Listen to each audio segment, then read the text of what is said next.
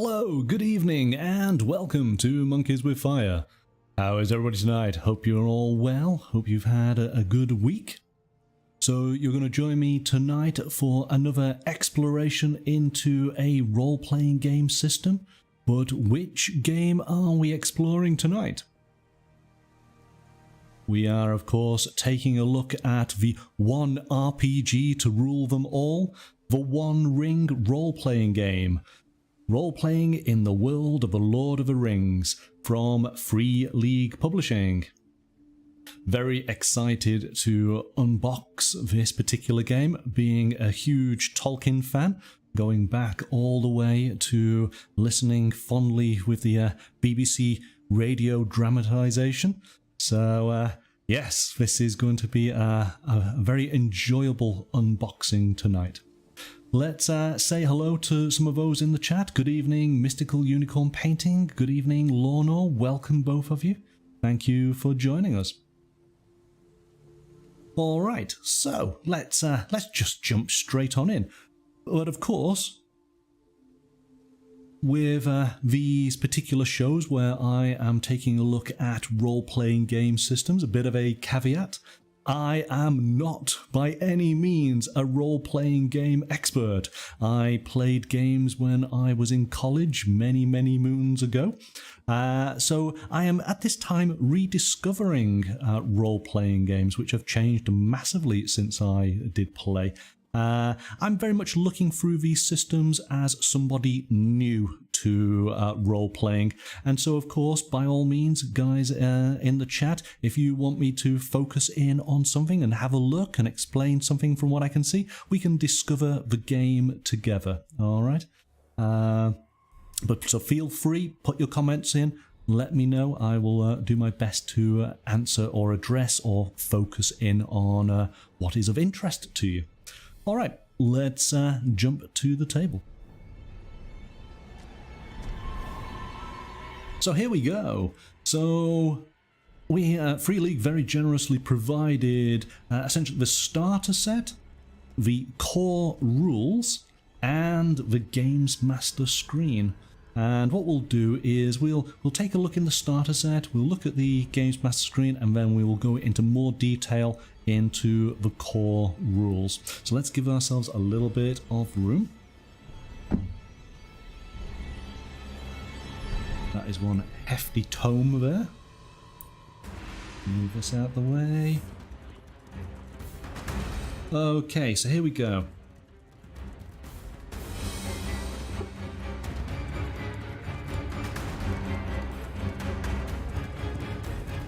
I hope I'm going to get this right. Is that Iculus? I remember you from last week. Good evening. How are you? Welcome. And hello, Sarah. So, let's take this out. First of all, right in the box there, we have the Shire, wonderfully depicted. I love all the attention to detail that Free League do in all of their games. Let me just double check. Oh, look at that. Look at that. On the inside of the cover, there's some rules. Alright. So, again, using all the available space. That's great, isn't it, eh? Good evening, Baron, welcome. How are you? Hope you're well. Thank you for that resub. 17 months, my goodness. So, we are just starting our exploration of the starter set for the One Ring from Free League Publishing. And what do we have? We have a booklet here for the Shire. We will come back to that in a little bit. We have some character sheets, which we will take a look at. We have a beautiful map, which I'm really going to enjoy opening up. And then we have a booklet for the adventures and some rules. Okay, so that is what we have. We also have some cards, which details some of the weapons and then gives us the information on the back. so these can be handed out to the players. We have some wonderful dice. Let's take a look at these dice. So Ikulis, you have the Middle-earth role-playing book that's now been discontinued, the 5th edition version. Let's take a look at these dice. Oh, can't do it that way. Okay, gonna have to do the dice up at the top here. That's as good as it gets. I did notice that we have Gandalf's symbol here on this D12. Alright, we got these wonderful D6s with the 6 has an elven symbol on it, which we'll explain in the rules. Let's just put these away. But these are nice dice for sure. Good evening, Roger. Welcome. Thank you for joining us. So we've done our little cards. We have some cards here. And nice little pieces of artwork. We'll learn more about those in a moment. So then, the starter set includes essentially condensed rules, and it's all very nicely presented, nice and clean. I love, of course, the use of the sort of is it right to say the Tolkien font? It's a lovely setting there, but nice and clean. These great illustrations. We'll be able to look at these in more detail when we go through the core rules. But it tells us a little about the Shire, about the structure of the game, action resolution, all about making dice rolls, various modifiers and conditions. We jump straight into characteristics, your attributes and your skills. And then skills in a lot of detail. Oh, fantastic. Riddle. Riddle is a skill. Of course it is. Wow, look at that. It's so iconic. Everybody recognizes Gandalf. With that sort of image, the classic image of the wizard. Combat proficiencies. Endurance and hope. Valor and wisdom. And then on to adventuring. Basically just telling us how an actual adventure plays out. Into combat. And that's it. So in essence, that is all the rules condensed down.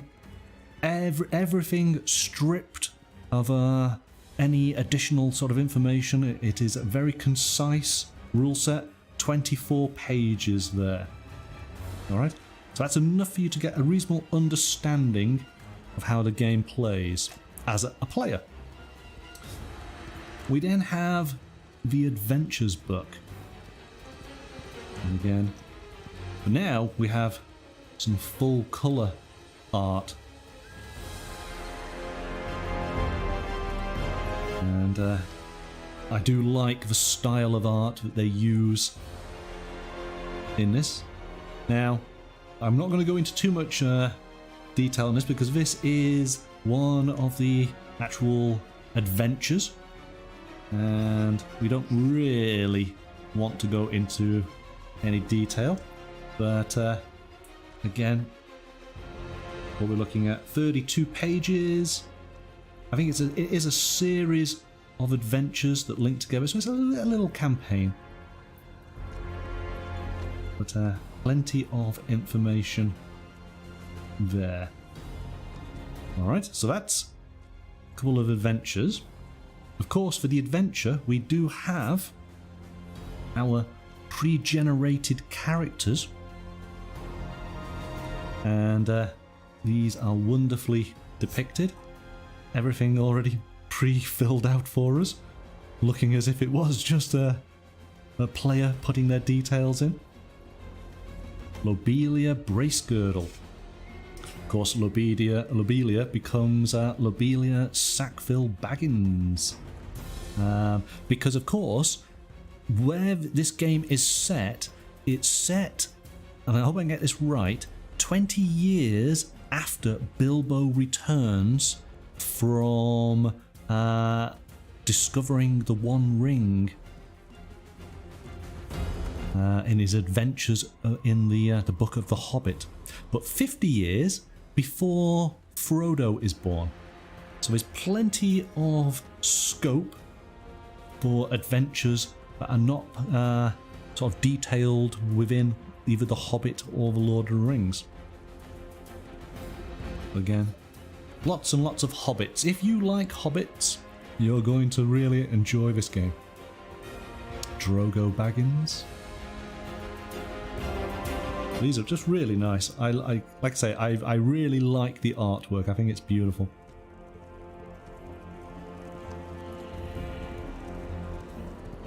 Got a few more. Good evening, Amberden. Welcome. We're just starting our exploration of the One Ring. Role-playing in the world of the Lord of the Rings. We got Bilbo, and then there we go, we got Balin. We do have a dwarf. Okay, so these are the provided characters for the scenario, the little campaign that is within the starter set. I'm going to enjoy this bit because we did do a bit of a tease about this a few weeks ago. Look at this wonderful map. Isn't that amazing? So this is Eriador, isn't it? It is the area that is the Shire, all the way to the Misty Mountains, to Rivendell, just here.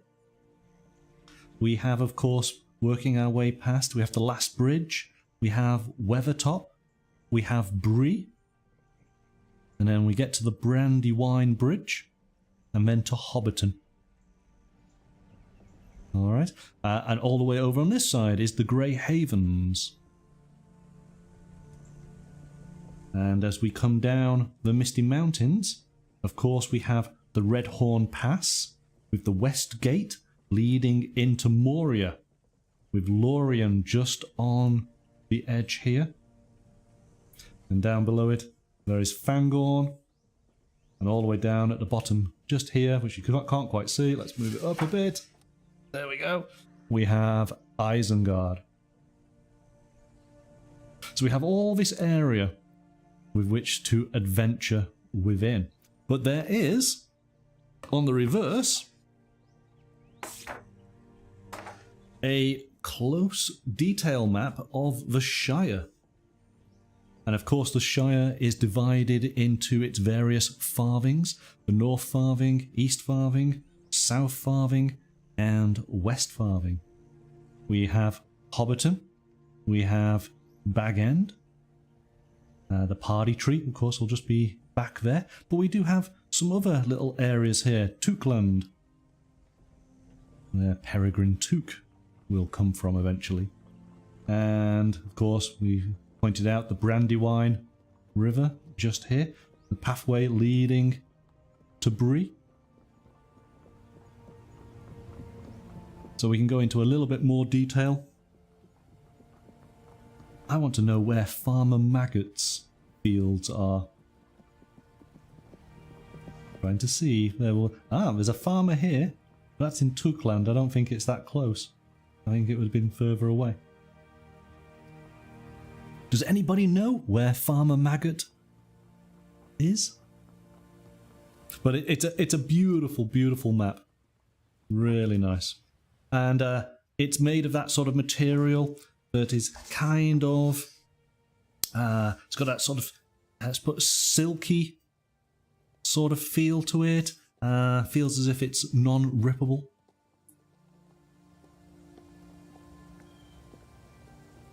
There you go. Hang on. Let me just answer that question. Hang on. Let's see if we can do this. Will it work?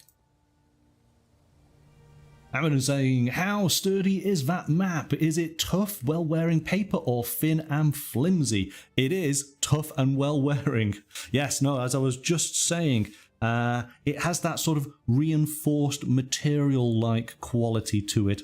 So I'm not going to try and rip it, but I think it would be, I suppose you probably could, but normal, you know, it's going to persevere normal wear and tear. All right, and I think that's consistent with all of Free League Publishing's products. They are always very high quality, both in design and material. And it would look good up on the wall, Roger. Yes, you're kind of beating me to it there. There's something else that you will get to see in the coming weeks, which I will be actually framing and putting it up on the wall. So, and yes, there's no reason why that wouldn't look great on the wall as well. So what we have here and this is the main part of the starter set, is the booklet for the Shire. So the other booklets were stapled. This is a glued booklet. It has 52 pages to it, and it gives us all the details about the Shire. And it really, really goes into a lot of detail. This back section here, we're actually talking about Tom Bombadil and Goldberry. So in the Old Forest. I'm just going to flick through this because we will take a proper look. But we have some beautiful artwork. Looking at Hobbiton there, I think. We do have some of the creatures that can be found. And it does go into detail about the different farthings. So if you are a fan of hobbits, then this starter set is absolutely perfect. And as I say, it does go into lots of detail. And of course, this is an officially approved game by the Tolkien estate. And that being the case, they of course have a very, very high level of sort of scrutiny on how their property is used. So we've got to make sure everything's accurate. Lots and lots of detail regarding the Shire. Alright, so that is the starter set. We'll come back to the Shire pack a little bit later on.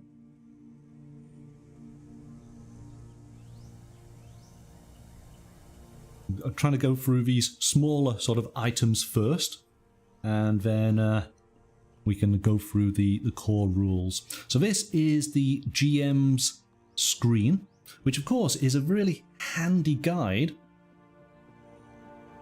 because it has all the most important rules all nicely laid out. So hopefully you can kind of get an idea there. Everything that the GM could possibly want to quickly reference is all available on this screen. Special success tables, conditions, risk levels, when to roll, endurance and resting, first aid, sources of shadow.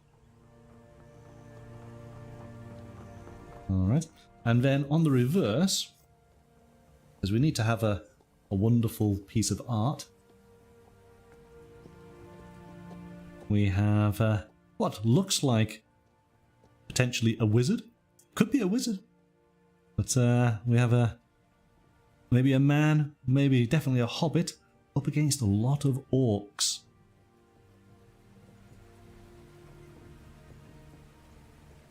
And oh my, they have a cave troll. Looks like a troll to me. Alright, so that's the screen. But it's not just the screen, because in addition, there is a little appendum of Rivendell. So we can take a look at, is it the last homely house? Yes, the last homely house, there we go. So we have a little bit of a map here, showing us there Elrond's house. It goes into a little bit of detail, the various rooms and halls within the House of Elrond. And then we get some information about Elrond himself, about his daughter, Arwen. And then some of the other significant elves that you may happen across when you visit Rivendell. So, of course, Glorfindel. And then this is a playable race, adding a new race to the game, the High Elves of Rivendell. We'll look at the actual races that you can play in the core rules. But we got characteristics and attributes and skills. And then virtues. So that is everything within the GM screen pack. Alright, let us actually jump to the core rules then, and we'll work our way through. While I just get this ready, so, I mean, how many of you have not read The Lord of the Rings? Is that an easier question to ask?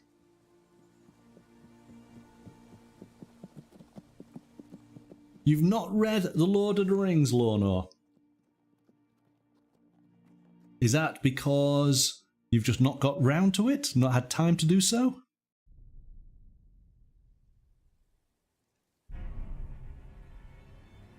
I'm assuming that in that case you'll probably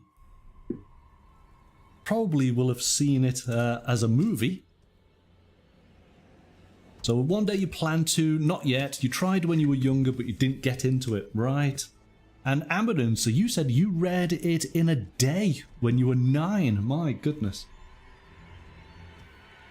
I was introduced to The Lord of the Rings, as I say, by the BBC dramatisation, and that captured my imagination so much that I got the book. I didn't read it all in a day. But I did get to the end, thoroughly enjoyed it. I think I was 10. I will have been about 10, yeah.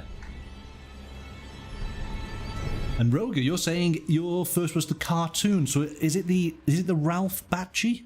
Is it Ralph Bakshi, the director? Hopefully I think I'm saying his name correct, but hey, you guys know on the channel I never get anybody's name correct.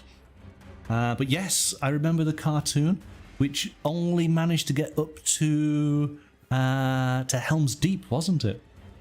It was kind of like a half a story. But at the time, again, amazing. And of course, since the cartoon, we have been blessed with Peter Jackson's Lord of the Rings trilogy, which it will be a long time before they are replaced.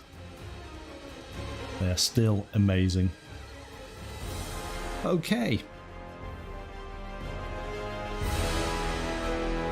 So, here we go. The One Ring, role-playing in the world of The Lord of the Rings, based on the works of J.R.R. Tolkien. I have the copy here in front of me, so let's jump on in.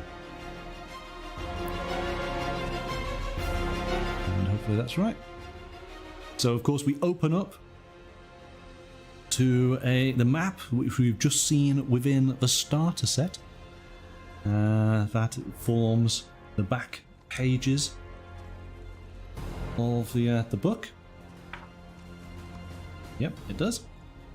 And let's just go through here.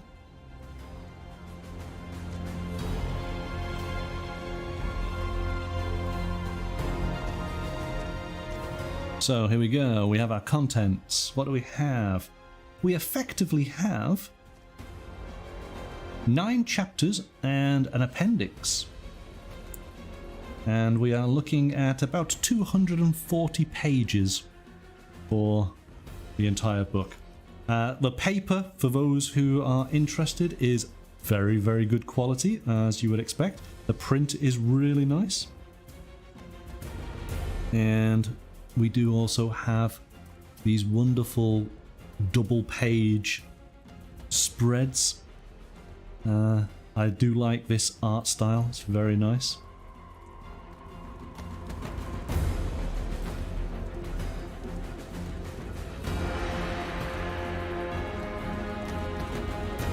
And so then we start off with a prologue, and here we go.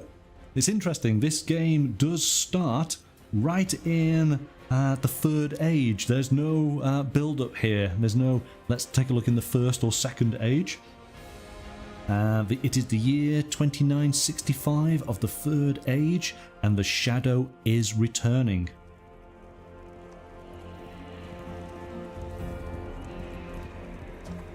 So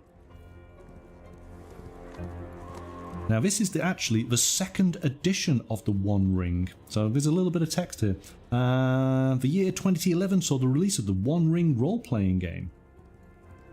For 10 years, players in the game have travelled far and wide across Middle-earth, adventuring for multiple decades of game time. This new edition of the One Ring brings players further into the twilight of the Third Age, and does it with a set of updated and streamlined rules developed over years of players' feedback and design development, and an entirely new graphic presentation.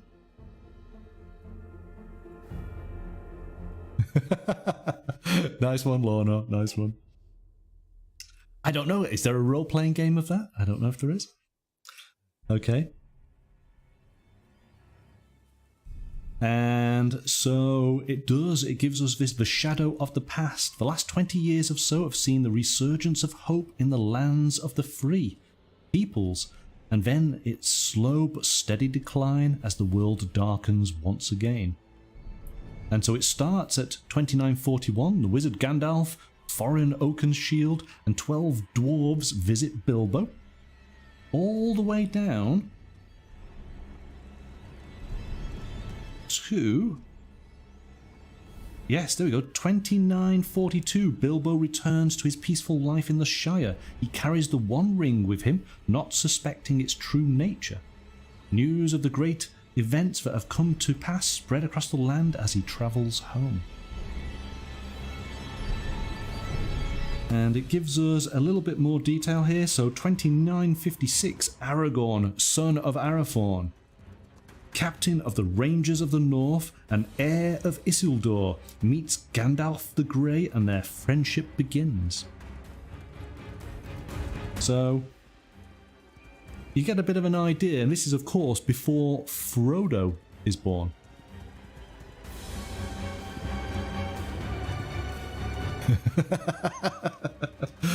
Okay, and as we saw before,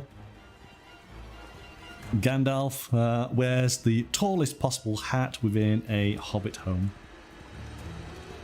So, yes, maybe not the best of ideas. So it starts going through, of course, because you might be new to role-playing games, and so it explains about the player heroes, it explains about the duty of the lore master, the person who is guiding the adventure for the players. And then it works on to the actual structure of the game, so you have an understanding of how it builds. We have the adventuring phase. So the adventure phase session is played as a series of scenes connected sequentially in a wider narrative arc. So a scene is a single episode focusing on the company or part of it, facing some kind of challenge, preparing for one, or recovering from it. And then we have the fellowship phase. When the adventuring phase is concluded, a fellowship phase starts with the players narrating what their characters do when they finally return from their adventuring to rest for a while. It is now the lore master's turn to act reactively by listening to their players' propositions and wishes and making sure that the rules are correctly applied. So the fellowship phase is an opportunity to rest, to recover, and to develop your character. And of course, hopefully spending all of that awesome loot that you have discovered.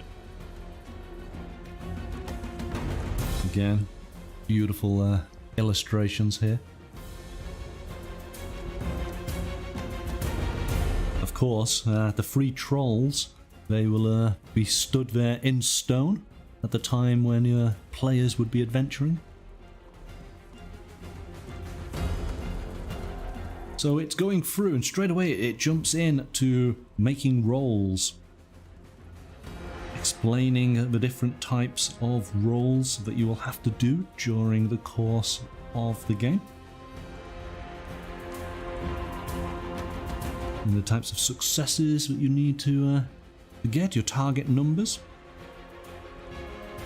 And we've looked at a few role-playing systems over the last couple of weeks. This one is more in-depth than the others that we have looked at from my brief sort of overview of the game.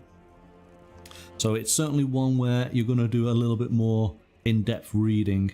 Granted, of course, it depends on your level of experience of role-playing games. You guys may have bags of experience, and that being the case, may not find it as challenging. As a new player, I'm fine. I can see the difference between this and some of the others. But this is a little bit more in depth. So bonus dice, penalty success dice.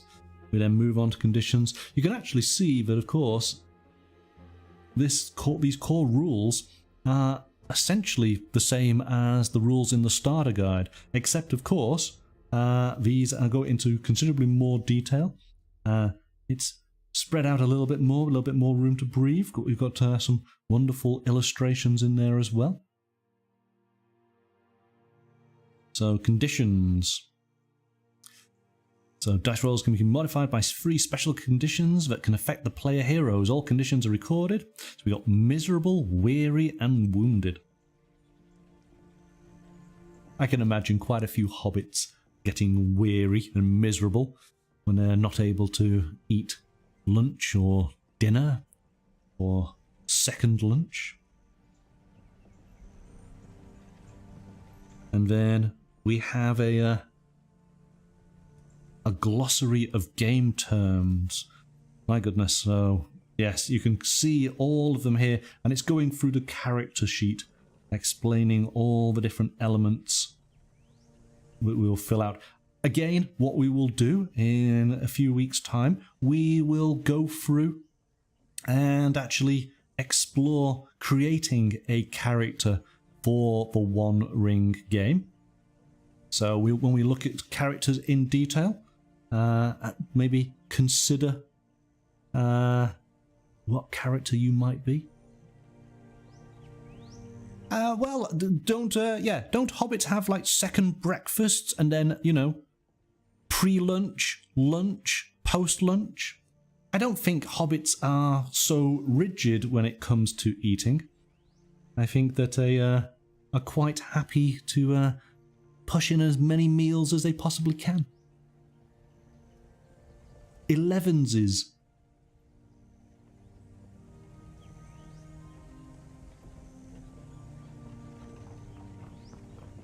So here we go. Yes, several small meals, little and often. So we're looking at Adventures, Chapter 3. We're working our way quite easily through the book here. And we are looking at your characters and the different types of character you can actually be. These heroic cultures. And of course the attributes and stats.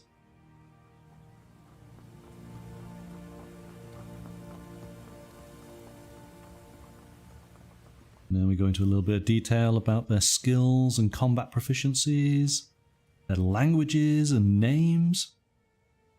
See, again, as we've discussed on the channel, that role-playing games are fantastic if you are a fan of the genre or the source material, because it goes into so much detail And even if you never play the game, but you will get a lot of enjoyment through reading the book. So here we go. We have our first character type, which are the Bardings. Bardings are the Northmen of noble origins, hailing from wild lands far off to the east. They rebuilt their city of Dale from its ashes after the slaying of the dragon Smorg, and have earned a new prosperity trading with nearby kingdoms of elves and dwarves. So that's it, Lord of Dale.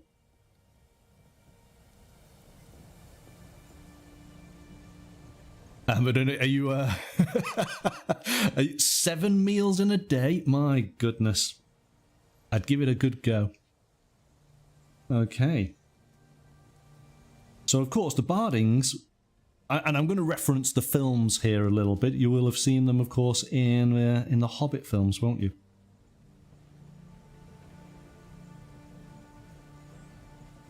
And again, I like how it goes into detail here, that we have different suggestions for names, for male and female. Talks about the languages, distinctive features. And you just basically get 2 pages. That's enough to get started. So next, we have the Dwarves of Durin's folk. The Dwarves are an ancient and proud folk whose customs and traditions are mostly unknown to outsiders. A dwindling people, they have recently recovered some of their lost greatness, and a dwarven king reigns once again under the lonely mountain in Wilderland. Many dwarves cross into Eriador from the east, on their way to their mines in the Blue Mountains. They can often be seen marching along the east-west road that runs through the Shire and ends at the Grey Havens. So again, similar sort of layout. It's going through their characteristics, their attributes, their skills, different names.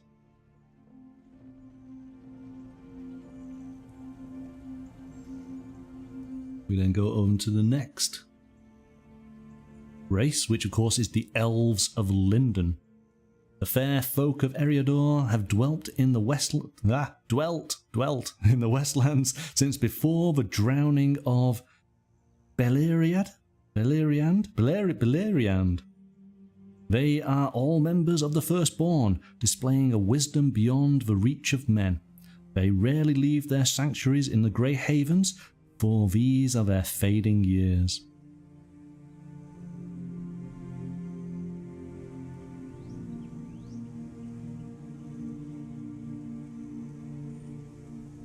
And then, of course, it wouldn't be the Lord of the Rings without the Hobbits of the Shire. Hobbits are small and merry folk, possessing a love for time-honoured traditions and respectable ways, and a strong dislike for anything out of the ordinary. If hobbits had their way, the days would go by in an unchanging world, as they have since anyone can remember, at least in their land, the Shire. Amberden, you don't recall Lindon Elves. So Lindon Elves are those... Let's just go into a little detail here. Here we go. I'll give you a little bit more. More and more leave Middle-earth sailing west on grey ships never to return. Those who still remain live mostly along the western coasts, where once were found great kingdoms of their kindred. Wandering elves can at times be encountered on the road leading east in spring and autumn, when their companies leave their lands beyond the Tower Hills. The Lindon Elves are where the Grey Havens are. Obviously looking west to what's the name of their land to the west? It's the Undying Lands, isn't it? I can't think of it now. We then have the Men of Bree. The inhabitants of the Bree land and its 4 villages lying about Bree Hill are the descendants of the ancient people that first dwelt in the region known today as Eriador. the lone lands. Few have survived the turmoils that have ravaged the area, but there are still some there now. If only we had a big map, says Roger. The map doesn't cover its... obviously, it has an elvish name. But the Undying Lands is... I guess would be the common folk name. And then finally, and I thought this was interesting because this is what I always would play as a character. The Rangers of the North. The Rangers of the North are a secret people, severely diminished in number with the passing of 1,000 years. They wander in disguise amongst the ruins that was once their kingdom of Arnor, tirelessly patrolling its many paths and roads.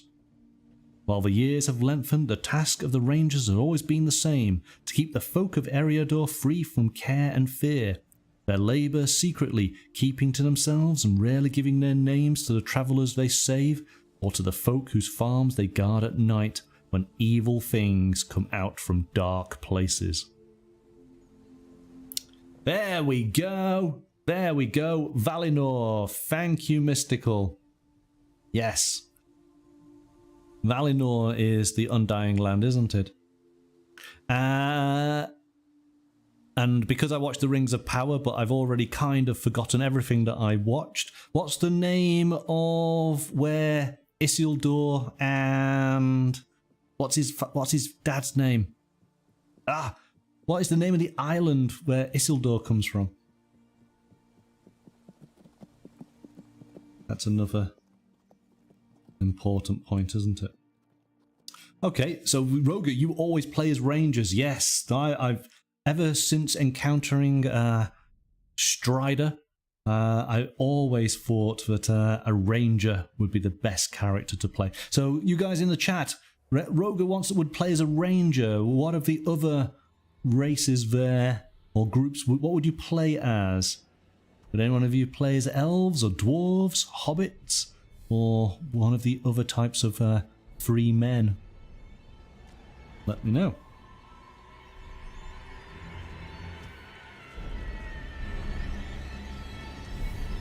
Okay, so once you've picked type of character you're going to be, it is then deciding on what their calling is. And there are 6 callings for a hero to answer, being a captain, a champion, a messenger, a scholar, a treasure hunter, or a warden. So this is what motivates the player heroes. It must be something that for them is worth the risk of crossing swords with the curved blades of orcs. And of course it goes into detail on each of these callings. Numenor, there we go, thank you. The Kingdom of Numenor.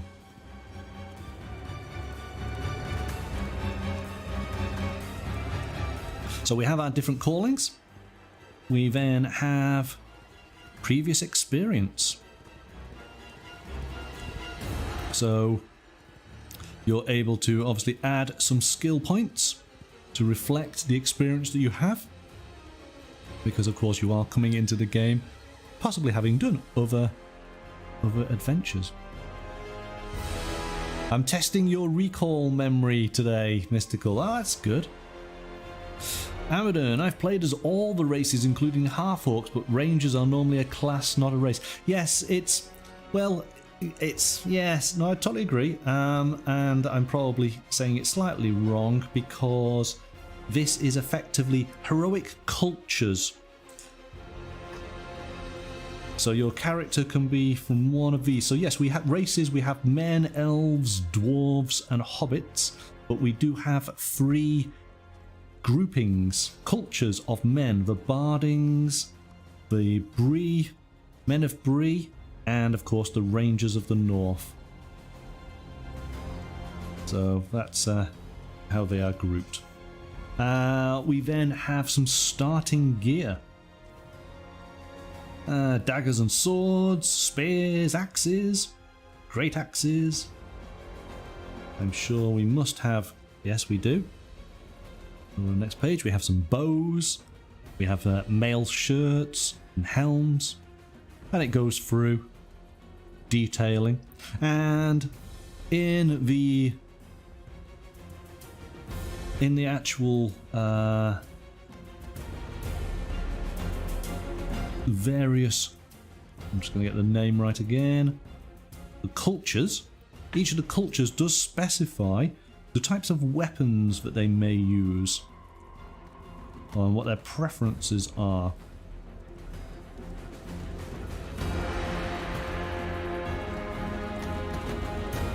So there are certain ones for certain cultures. Alright. And Hobbit ponies and full-size horses. We can have a horse. And then we go starting reward and virtues. Again, we're just developing our character.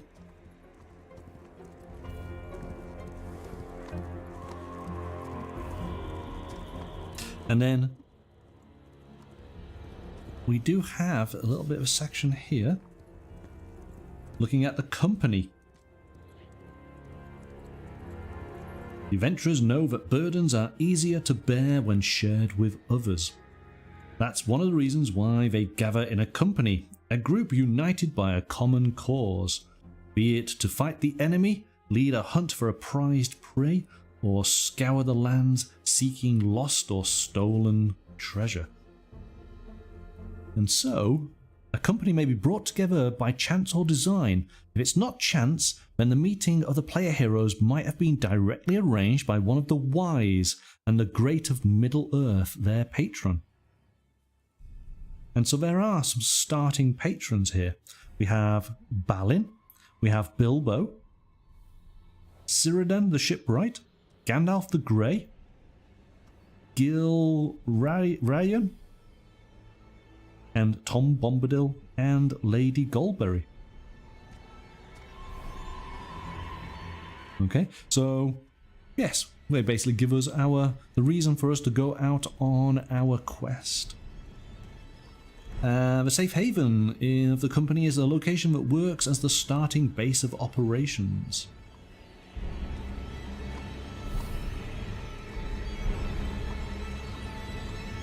So, could be the prancing pony in Bree. Maybe our company all met in the inn.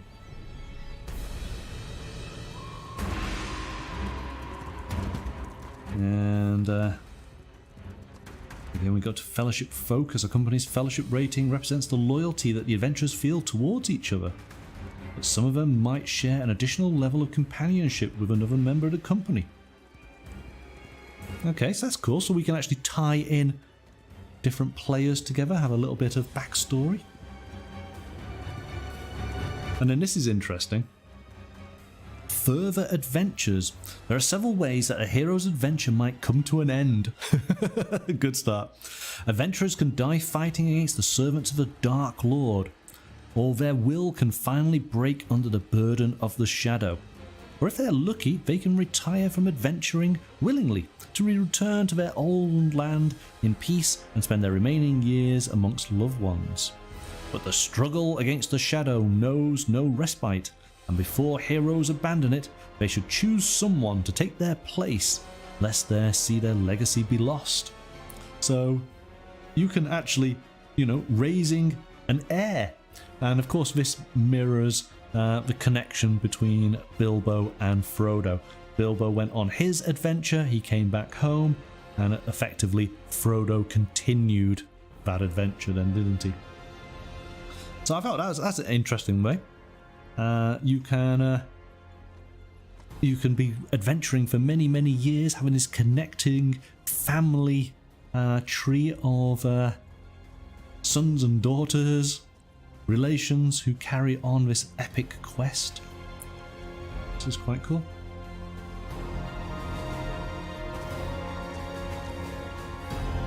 Again, more evocative art, get you in the idea of Middle-earth. And so we are looking at now all of the skills.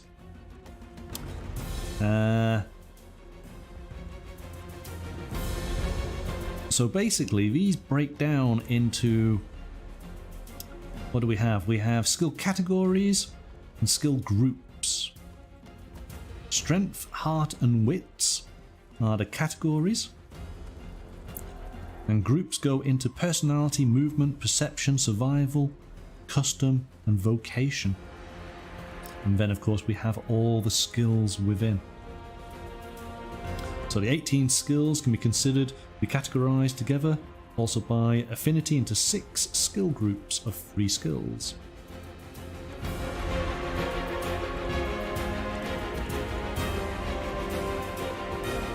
And so it goes into, oops, quite a bit of detail on each one here.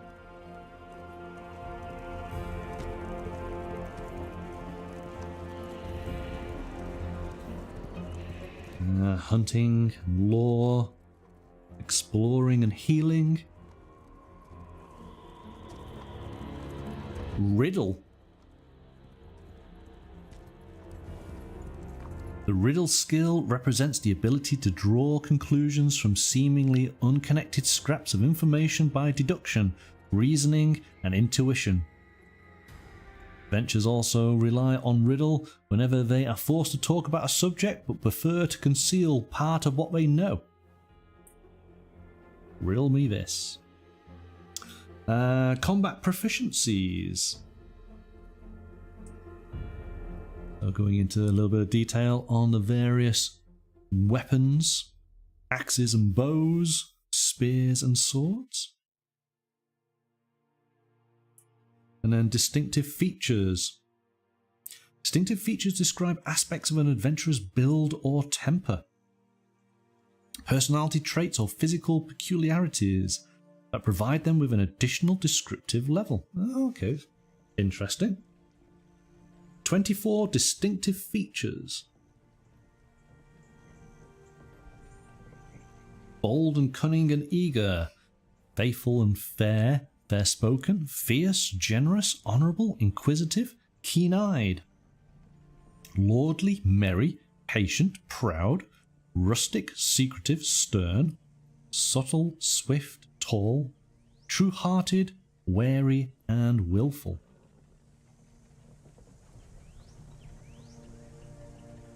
All right. I like how all these little elements are just shaping, creating the character. So endurance and hope.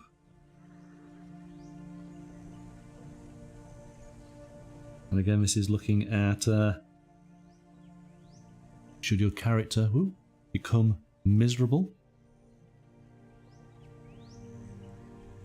and how to recover your hope. Hope is a hero's reserve of spiritual fortitude and positivity. A hopeful character can keep going when physically stronger heroes have already succumbed to despair. Now again, this is interesting because of course we are dealing with characters that already have some backstory to them. Standards of living.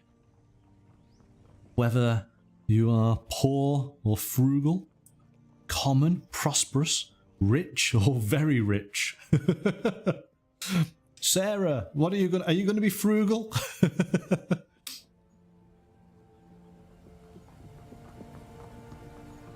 So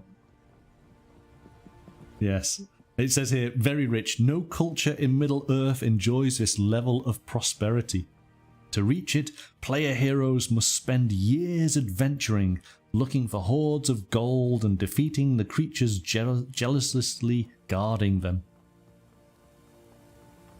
And no one's very rich.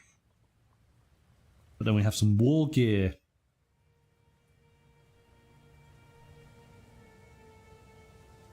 Going into more detail.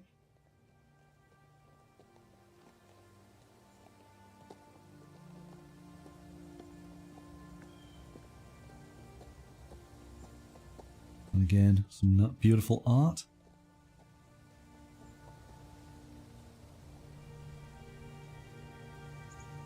See, that's one thing I do like about Middle-earth, of course, is that it has so much history even before the point where you join it.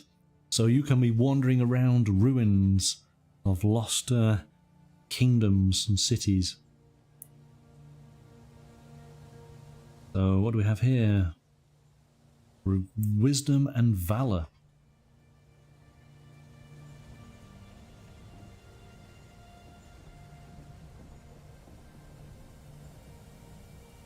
And moving on to virtues.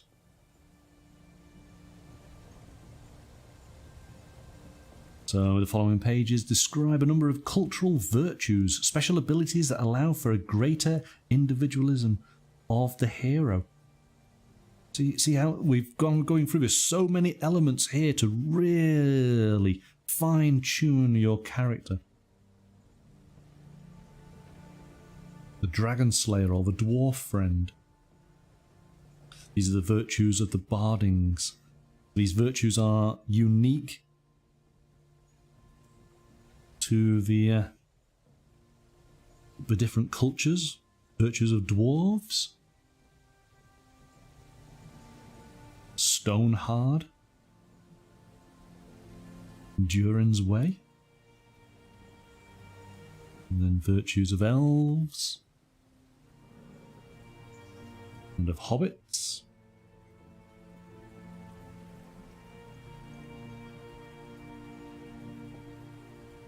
Men of Bree. And finally the Rangers of the North.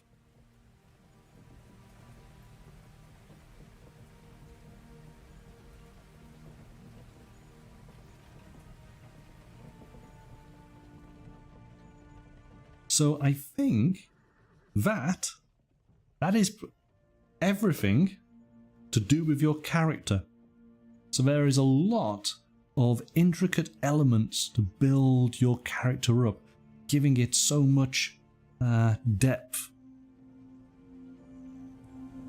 which could seem complicated. No magic at the moment, but then we're not controlling a type of character that would have access to magic, are we? Because we've got just the common men, the Bardings, and the men of Bree. We've got the elves of Linden. I mean, that's the thing with Middle-earth. There's magic is used by a very, very small number of people. It is not commonplace. It's not like, I suppose, Dungeons and Dragons, yeah. But let's continue through. Let's see what we get. So the adventuring phase. So this, of course, is now explaining how a typical game actually plays out. As it says, the largest part of the gameplay of the One Ring is made up of a series of adventuring phases. As the name suggests, it's during an adventuring phase that most of the action takes place, as opposed to the Fellowship phase where the events happening between adventures are described. Okay, so this is the main game, and generally speaking, each session tends to follow the same structure: an introduction, a number of scenes, and then the end of session. And so the introduction.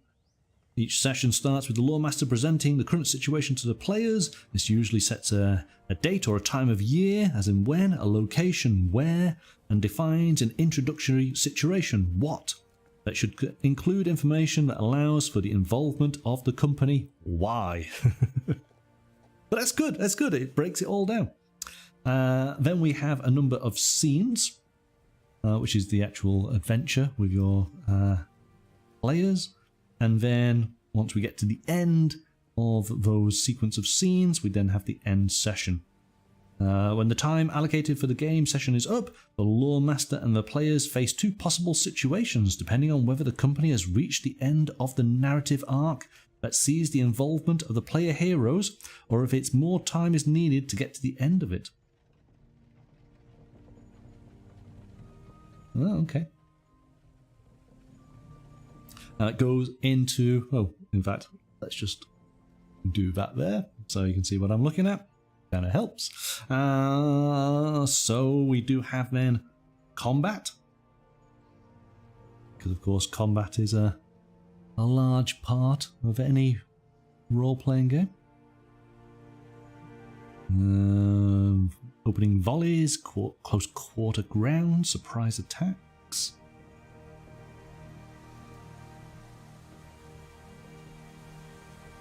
Again, more detail on the combat there. As I say, this is a... If we think of the other games that we've taken a look at, there's a lot for you to go through here. Granted, of course, as I say, depending on your level of experience, you could be breezing through this no problem. I think I would probably need a little bit of time sitting down to go through this. And then we take a look at the damage that various weapons are able to do, protection of the various armors and shields, and then talking about wounds and first aid, dying heroes. Let's hope that you had time to create an heir. Again, combat tasks. Protect companion, defensive stance, open stance, forward stance. Okay. So that's all of combat. Then going to counsel. Adventurers meet many travellers and wanderers along the road. Whenever they deal with a stranger, they should exercise some caution, as theirs is a trade considered peculiar and sometimes dangerous by the common folk. Even when meeting foes of the common enemy, player heroes should watch their tongues and be mindful of their manners, as even trusty friends can be quick to anger in days of doubt. When the company meets one or more loremaster characters in a formal gathering, a council occurs. While much of what transpires in a council can be played out as dialogue between the company and the loremaster, the rules presented in this chapter are particularly appropriate to determine the progress of a meeting and its consequences. Okay. Interesting.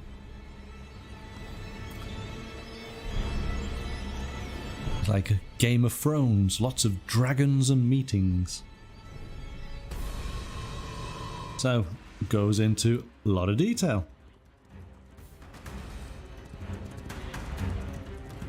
But again, you know, as we've discussed, it's good for the games master to be aware of all these aspects. Doesn't necessarily need to follow it. Can adapt the rules. Rules are there to be adapted. The journey. A company will often end up travelling across long leagues of inhospitable and unfamiliar area in the course of their errands and quests. But a journey is much more than simply a means of getting to a destination. Travelling player heroes see the world outside the borders of their own lands, witness wondrous events, and face challenges that put their capabilities to the test. In short, a journey is synonymous with adventuring. And so we go through the journey, the map and the journey sequence. And yes, I did see this and I thought this was quite cool. So you have to do a little bit of a journey log. And you've got opportunity to draw a little bit of a map. And do you guys remember we took a look at that solo role-playing game where it was all about creating journals of your adventure? I thought this was a little bit similar. So I kind of like the idea of this. I used to enjoy making fantasy maps, putting in the little details, and of course you make little stories up. But of course, this is the opportunity for you to do it as you go through this journey with the rest of your company.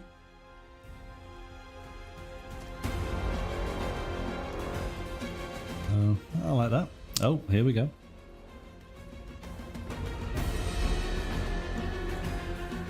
So we then go to ending the journey. So the journey continues until the guide's marching test result matches or exceeds the number of hexes left between the company's current position and the point of arrival. Okay. Journey length, okay, there's quite a bit here. Yep. So event resolution. Journeys can be long but uneventful or made exciting by many unexpected occurrences. Using the journey sequence described in the previous pages, each journey may end up featuring one or more events based on the length of the journey. What could you possibly find on your journey? There'll be dragons. So it starts to go through and describe journey events, different types of events that might happen on your journey. And of course, these are all a starting place, aren't they? Because as the games master, you might think of other types of events that you want your players to encounter. But it's good for somebody who's new, who doesn't quite know. It's all in here. Certainly inspiration to be able to create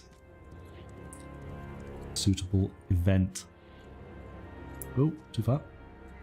So after the adventuring phase, once you've done all your adventuring, of course it did explain that you have the fellowship phase.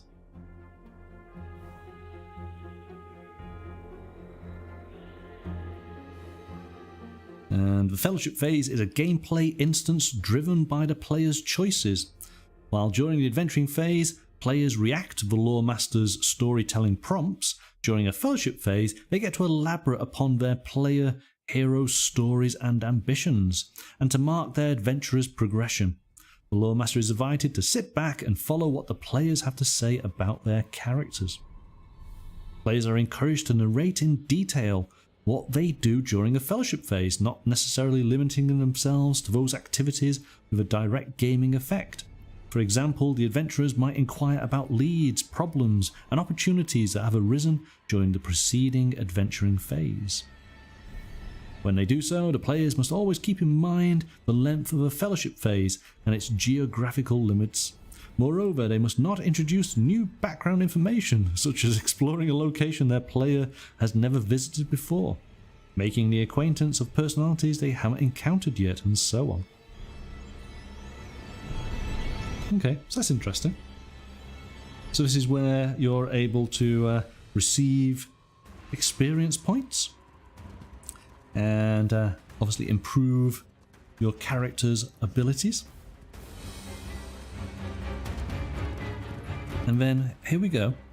So Yule, approximately once every 3 fellowship phases, winter comes, and with it the end of the current year.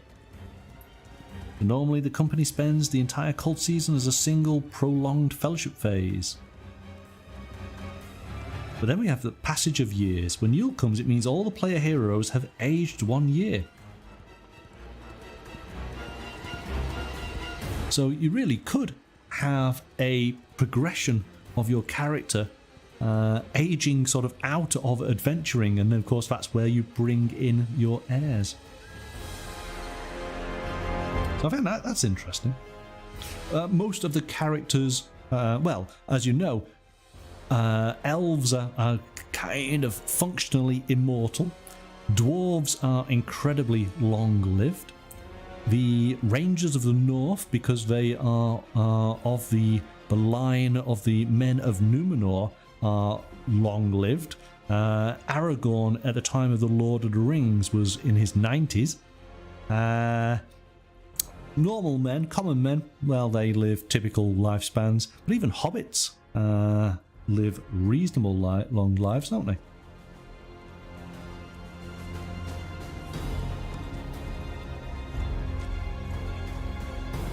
Oh, here we go. This might be interesting for Amberden. Studying magical items.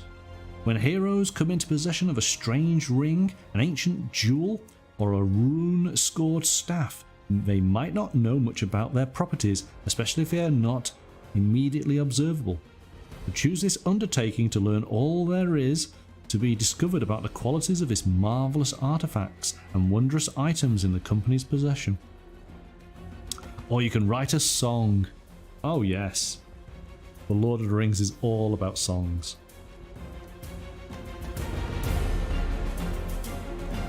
Okay, so we're up to chapter 8, and this is where we move over to the Games Master's section about actually running the game. And we are effectively, yes, halfway through the book. So everything prior to this point is for the benefit, of course, of the player heroes. Now we're into actually the game, and experienced Games Masters, I'm sure, will be able to understand this format quite easily, framing a scene and describing the consequences of the player's actions, advancing the gameplay, and then of course talks about the qualities of the Lore Master.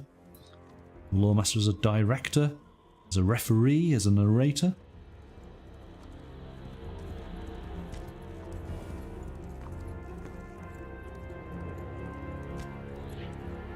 And then giving us some details on the tools the Lore Master can use.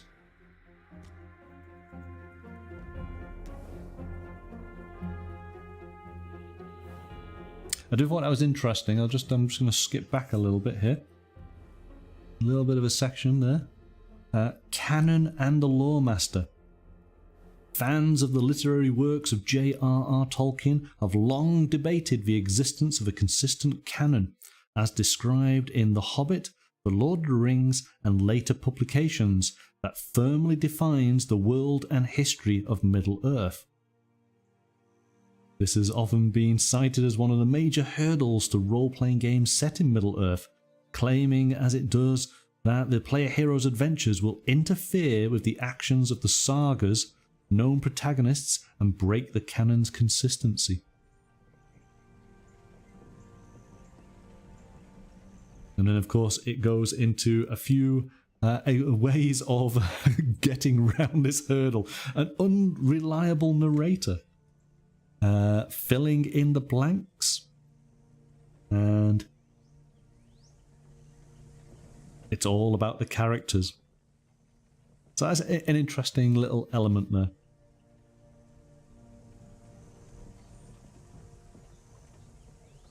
So we've got our tools here. And it's looking at skills, sources of injury.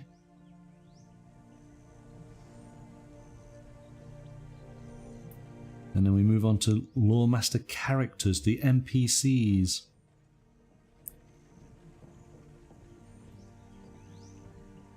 Now this is a big section of the game. The shadow and shadow tests.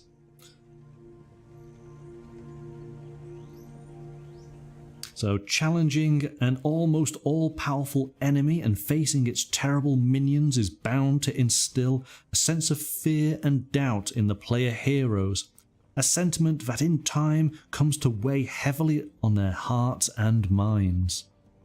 In the game, this burden is represented by the accumulation of shadow points and by the sources that force their gain. So there, throughout the game, you potentially may pick up shadow points. You have to test all those shadow points.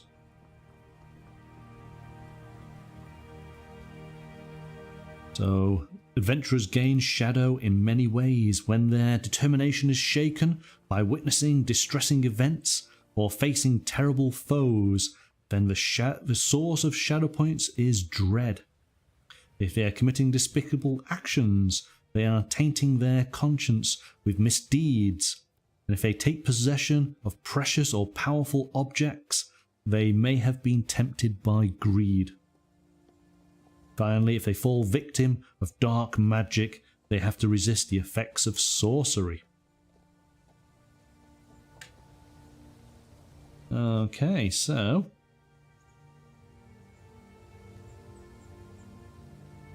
we have various sources of the shadow.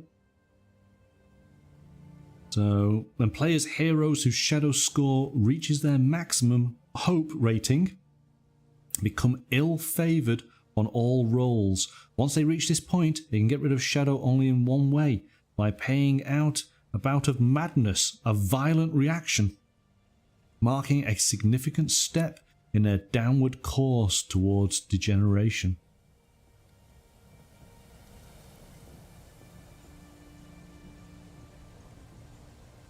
So, to play out the Bout of Madness, players must describe how their characters lose control for a short period of time, doing something they will later regret.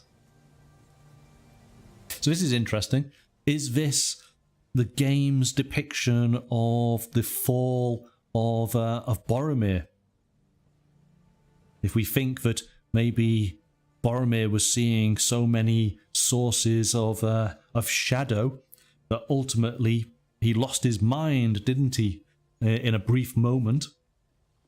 I mean, it says here, so there's 4 areas: betrayal, fear, lust, and rage. So I think Boromir would have suffered from betrayal. He was effectively trying to steal the ring from Frodo. Of course, after that brief period, his mind clears, but it's too late. He had driven Frodo away.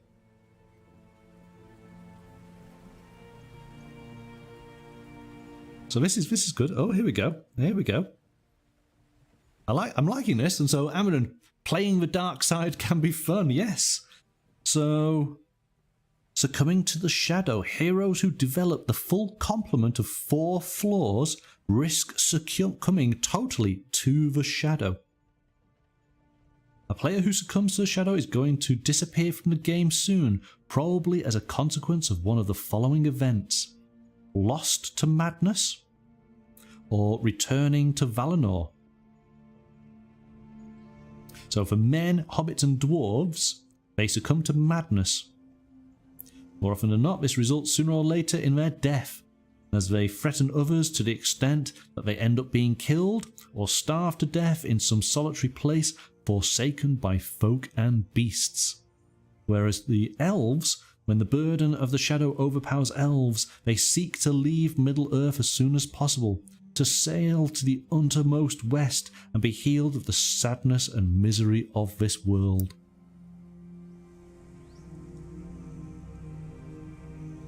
Betraying the party members is a nice bonus to going dark. I suppose it's good to have some fun when you're leaving. But remember, maybe your misdeeds would carry on to your heir. Maybe your heir would feel the guilt of what you did, and that being the case, would the other members in the company would look upon them with distrust. Maybe your heir is always doubting themselves, thinking that because they are part of that same lineage, that if their ancestors had made a poor decision, maybe they will too in time. Nah, like father, like son, it's all good. Okay. So no, but that's again, it's interesting. It adds so much more depth. There's an interesting element. Adversaries. What do we have here? What type of adversaries would we face? Oh, okay. No prizes for guessing who they might be.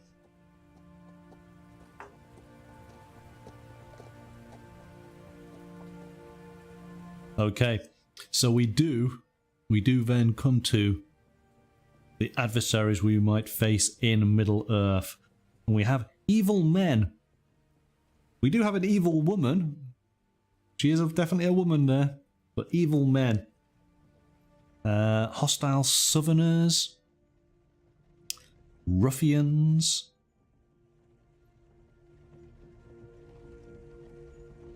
Do we have any more evil men? No, so there we go. So that actually they're broken down. So Southerners are Southerner Raider, Southerner Champion. And then ruffians, we have the footpad, the ruffian chief, and the highway robber.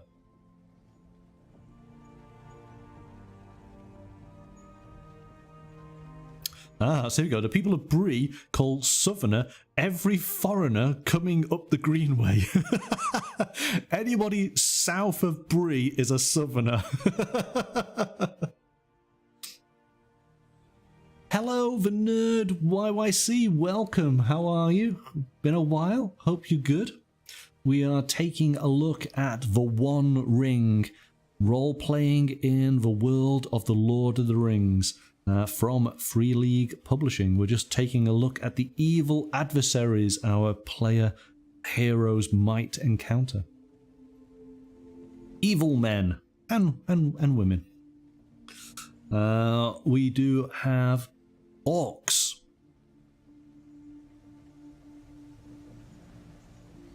Orcs are good. Oh gosh, a powerful breed of orc, great orcs, are said to descend from the servant spirits that once took an orcish shape to serve the dark power's purposes.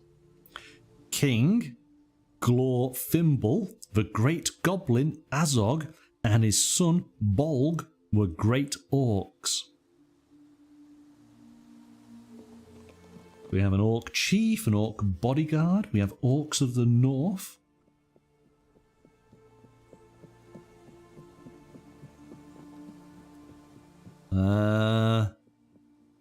We have goblins. Goblins are within orcs. I guess they're kind of an offshoot. Goblin archers, orc chieftains, orc guards, orc soldiers.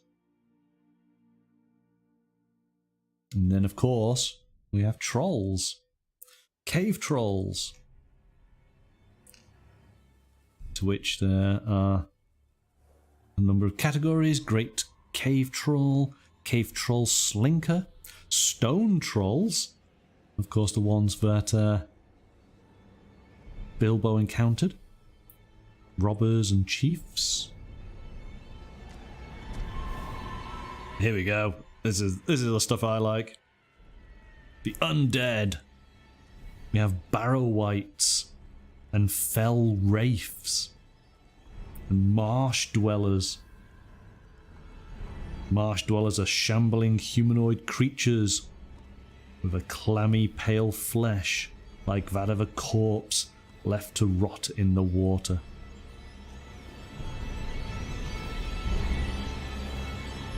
Barrow-wights. Fantastic. And then wolves of the wild. We have the wargs. We have werewolves. The Hound of Sauron.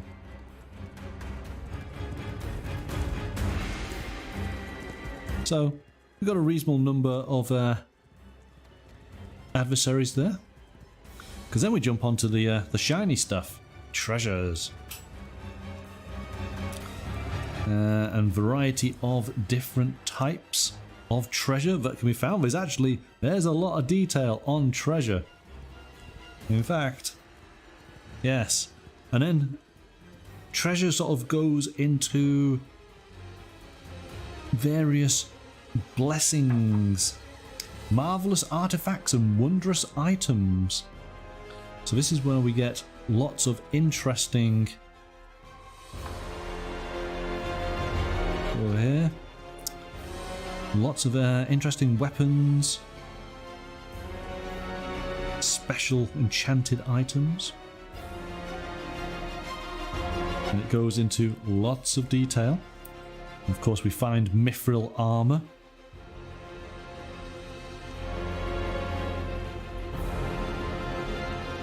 And then cursed items. Goodness, that'd be my luck.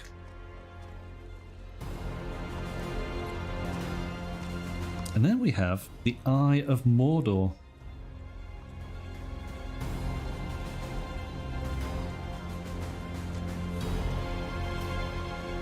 What's this?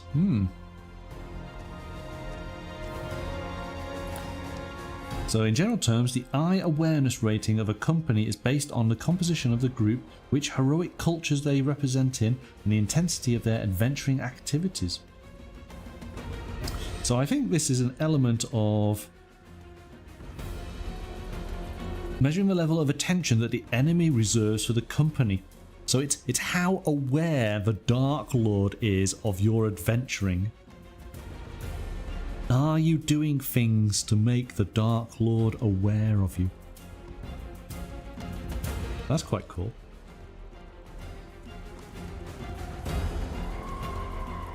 The artwork reminds me of an old Middle-earth role-playing game. Yes, well, this is a second edition to The One Ring. I think The One Ring came out in 2011. But of course, you know, the Lord of the Rings and Middle-earth role-playing games. I had an early role-playing game for Middle-earth when I was a kid. Gosh, I might have been like 12, 13. And of course I got it because I was fascinated. I'm a big fan of the Lord of the Rings. Wanted to learn about it, and I found the game so difficult I don't believe I ever played, but I did read through all the fantastic lore, which was just as enjoyable.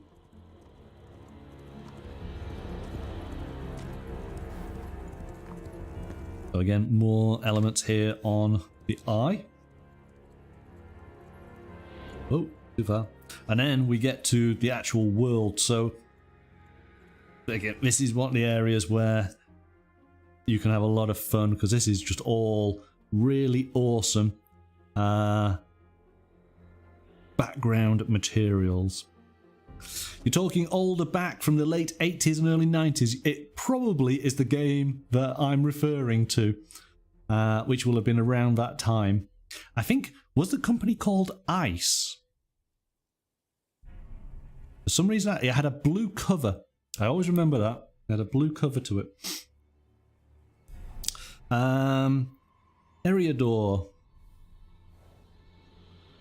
You think we had the same one? I also found it difficult. Yeah, it was a great read to enjoy The Lord of the Rings and the setting, but as far as understanding how the game played, didn't have a clue. But it didn't matter, because I was just... I had fun reading it all the same.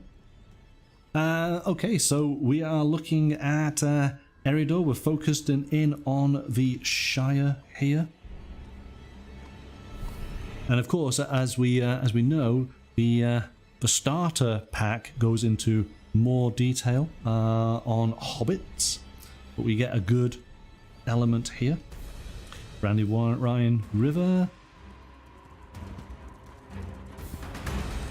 And then we go into Bree on the prancing pony.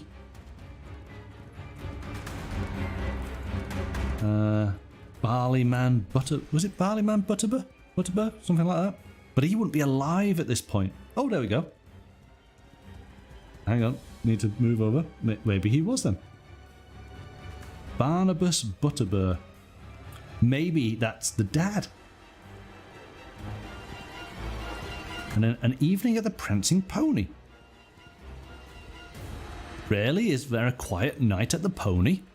When the player heroes spend an evening at the inn, the lore master can roll on the following table to determine who or what they encounter while sampling a bit of ale and taking a break from the troubles of the road.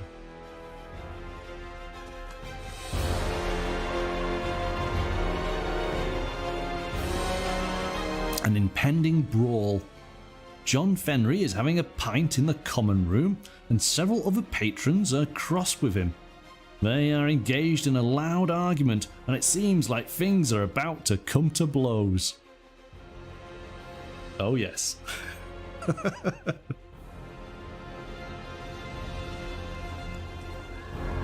That's cool. Like it. And so it then does go through more detail about the various buildings in Bree. Bree, of course, being quite a large part, a focal point. Because potentially this is where our company might be meeting. So lots of detail. All the different characters. Talks about the Great East Road. Takes you from Bree all the way to the last bridge.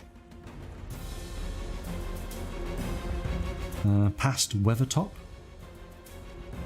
And of course that's on the road to Rivendell, the House of Elrond. And again, giving us some tables of things we possibly might encounter on the Greenway.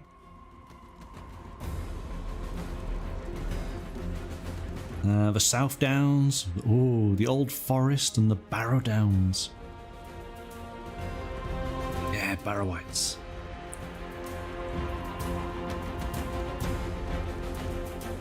So again, you know, you can enjoy the game aspect here, but you can also really enjoy all this background information.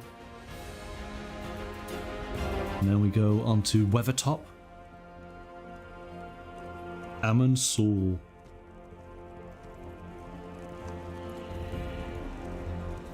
And then, Angmar.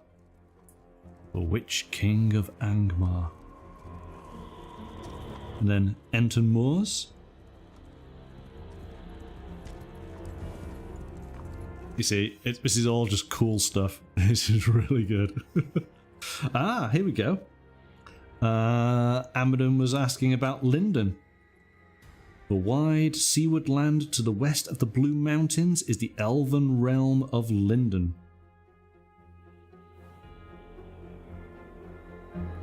Oh, of course, of course, of course. Here we go. Originally populated by the survivors of that land, well, which I can't say the name of it, it was for a while the greatest nation of elves in Middle-earth. Gil-galad, the last king of the Noldor, dwelt there, as did Celeborn and Galadriel, before they went to Lorien. Alright, so there you go. So Lindon, so if I'm right in thinking this, if you had the misfortune of watching The Rings of Power, Lindon is where Gil-galad was.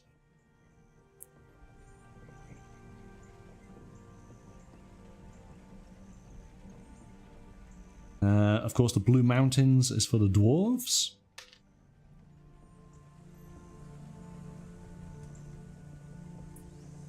And so here we go. So it's now talking about adventuring in Middle-earth. So when, where, what? Why, who? That's probably a good little mini chapter to read through.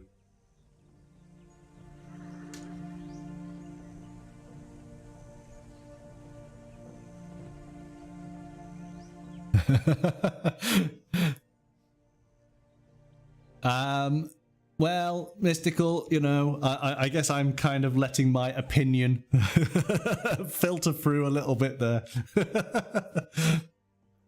Yeah. There are many reasons why I'm just happy to stay with the books. Okay, and so finally, it goes through this appendix, and it is telling us all about our various patrons, which we did mention at the beginning. We have Bilbo, we have Gandalf,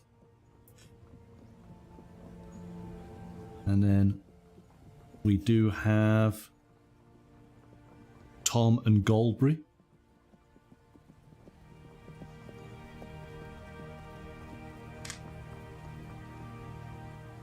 And then it actually starts an adventure, the Star of the Mist. So we're not going to look any further because we don't want to ruin that.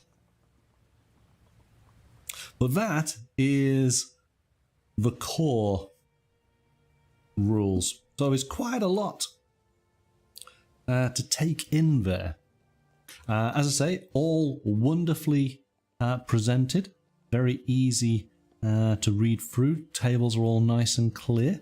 But you've just got a lot of information to absorb. Let me then take us then, because I did say, let me just see if I can swap this carefully. Hang on a moment.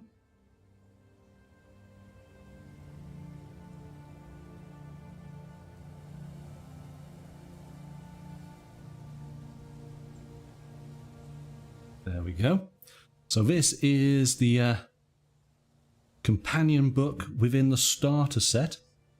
And as I said, it goes into a lot more detail on hobbits. So I'm just taking it out of the pack here so I can read it while you look.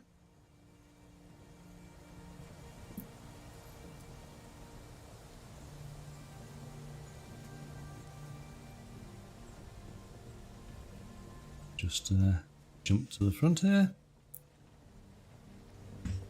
Okay. So here we go. So we got a brief history of the Shire. And again, this is what I really like about role-playing games, is that there's so much information on the given topic that the game is about. And it's awesome if you are a fan. This is just great to read. I'm sure a lot of this information is available from different sources, but it's fantastic to have it all in a really nicely presented, easy to digest format. The art of smoking and blowing smoke rings. And then tales of years of the Shire. So this is, if you are a fan of hobbits, this is going to be the perfect book for you.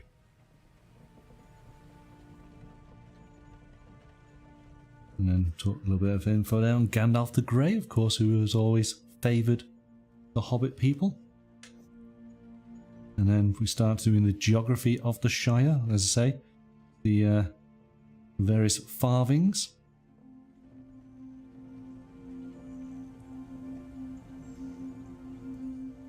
We have that wonderful map that, of course, is part of the starter set, looking at the farthings.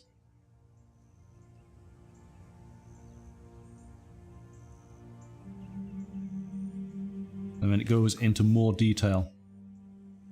So I want to find Farmer Maggot's farmland. Let's see if we can find where that is. Ah, of course, the Green Dragon Inn. Where's the Green Dragon? Where is it? Where is it? It's in Bywater.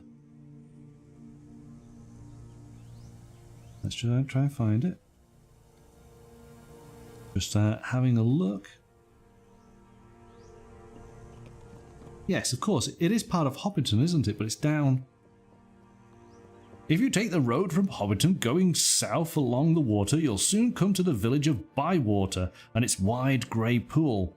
The first building you encounter is the Green Dragon Inn. There you go. See, I just needed to ask someone for directions.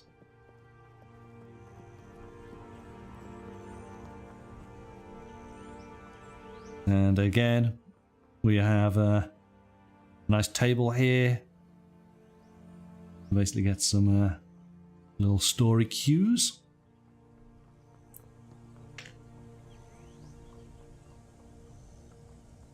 And then, of course, we've got to talk about Hobbiton, the Hill and Bag End, and Hamfast Gamgee.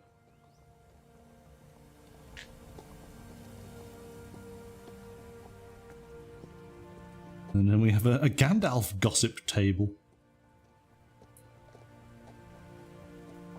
Inquiring into the affairs of the wizard has drawn his personal attention, and Gandalf himself shows up. Now, what errand or adventure could he have in store for the player heroes? Going on to Tookland.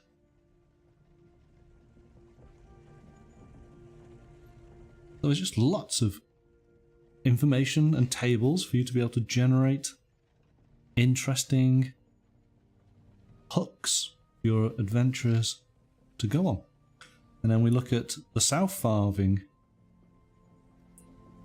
And again, it just breaks it down into the same way. Oh, too far. North Farthing.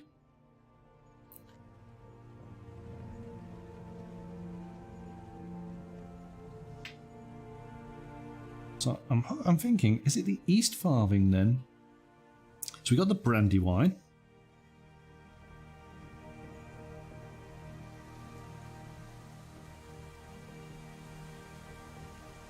But I can't see. Woody End. No, we got Wandering Elves, who of course are travelling to the Grey Havens.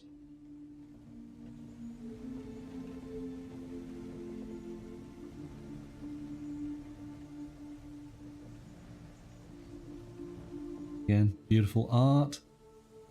And then Buckland. But there's nothing. I'm going to have to do a search on this, aren't I? I want to find out where is Farmer Maggot's farm.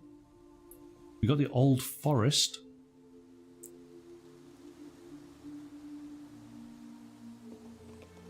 And I'm sure, is that where Tom Bombadil? It is. There we go. And so we do have Tom Bombadil and Goldberry in the Old Forest. An Old Man Willow. Oh, too far. There we go. So, lots of great background information to really help you explain and describe the Shire and all of its workings, all of its characters, all of its locations. Apart from Father Maggot's farm. So that's my quest. That's what I'm going to find. I want to find where Father Maggot's farm is.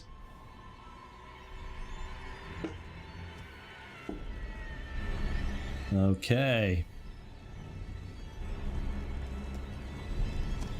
There we go. Well, I hope you enjoyed that look at the One Ring. Do let us know in the comments if this is a game that inspires you wanting to play. Roger, it's below the Brandywine Bridge. Oh, I was so close then. Now I feel I need to find it. Brandywine Bridge.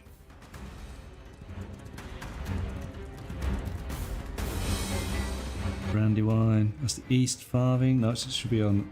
Oh, it would be on the East Farthing, wouldn't it?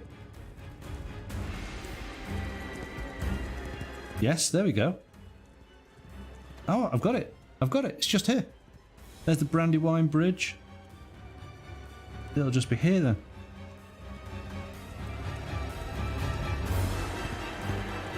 Bam Furlong near. Where's that? Where's that?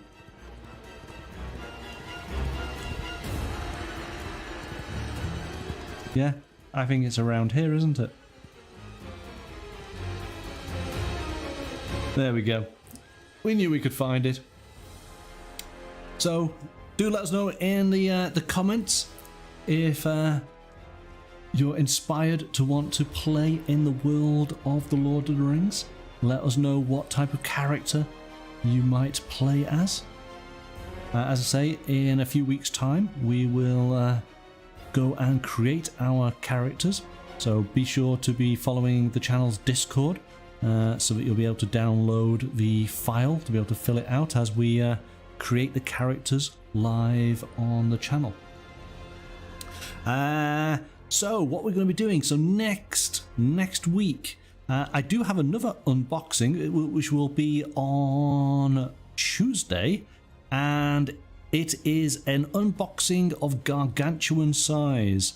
So if you're interested or intrigued, then do join us from 7 o'clock on Tuesday to find out about that. On Thursday, we will be playing a game, and potentially this is a game that you guys in the chat can play along with. It does involve dice rolling, so I will apologize right now, but it should be a lot of fun. So do join us on following Thursday for some very hectic gaming of a monstrous kind as well. But that is what we are doing next week. Yes. Oh no, not the dice. No, there's definitely dice. Dice to be scared of. So have a wonderful weekend, everybody. Look forward to seeing you next week. But until then, bye for now.